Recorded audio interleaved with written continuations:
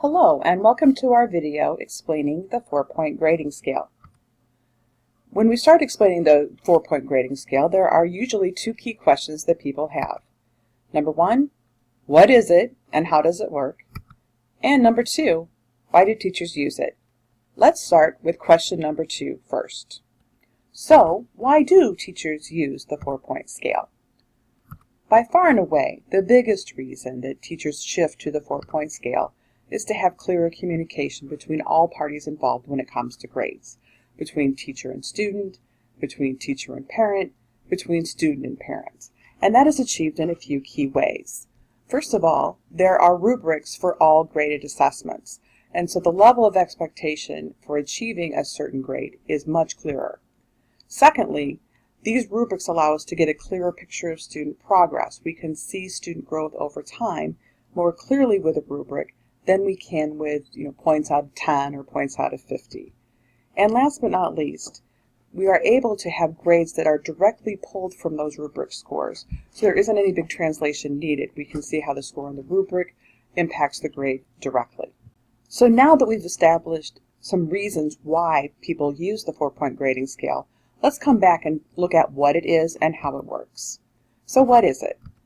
This is basically an alternate scale for determining grades that was developed by Dr. Robert Marzano, who is a very eminent educational researcher. And as its name indicates, it uses 4 points rather than 100 points to describe the level of student performance on an assessment.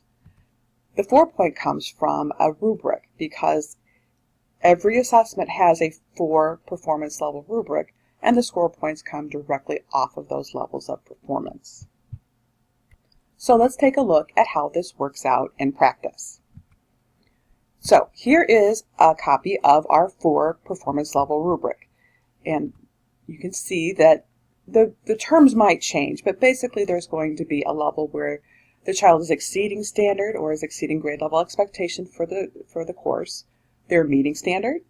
They're in progress toward the standard, which means they're getting there, they're just not quite there yet. And beginning means we're working at a really basic level. Next, depending on how a student performs, they can earn different numbers of points. So, a student who exceeds standard gets a 4, a student who meets standard gets a 3, so on and so forth. These points add up over time and end up arriving at a grade equivalent. So a student who gets 4s most of the time will earn an A. A student who gets 3s most of the time earns a B. And again, you can kind of see how things go from this table. Now, a question that many people have at this point is, hey, this works great for a project or a paper where there's always clearly a rubric attached. But how is this going to work for tests and quizzes where we typically just have given points in the past? And this example kind of shows how it works. Again, you have a rubric with those 4 performance levels, exceeding standards, meeting standards, or words to that effect. And then the teacher has assigned the test percentage that he or she feels is fair to indicate those different performance levels on the test or the quiz. And then the grade equivalent, again, is drawn from those performance indicators. So far, so good. We have a rubric, we have points coming off a rubric. So what's the big deal? The big deal usually hits when we need to adjust grade percentages. And let's walk through an example to see why that becomes necessary. So let's say that a student earns a score on a rubric of a 2, which again means in progress. They're not quite up to grade level yet, but they're making progress. They're getting there. They're doing just fine. Well, if I do a straight percentage based on that score, the student has earned 2 points out of 4 points, which is a 50%. And on the traditional 100-point grade scale, that's failing. And that really doesn't seem fair at all for a student who just isn't quite at grade level yet. And so we need to adjust the percentage scores that are assigned to different grade. This chart shows how we adjust grading percentages to better align with actual grades in the 4-point scale. You don't have to have this memorized. It sits in eSchool. Just know that if you see lower percentages than you're used to for your child, you need to know what grade corresponds to that. Sometimes eSchool gives us a letter grade in Home Access Center, and sometimes it doesn't. And so I have had parents contact me because, golly gee, my kid's getting a 75%. That's a C. They're not a C student. And what we needed to understand was that we had to adjust that percentage in HACC for a B in order to be fair in the 4-point system.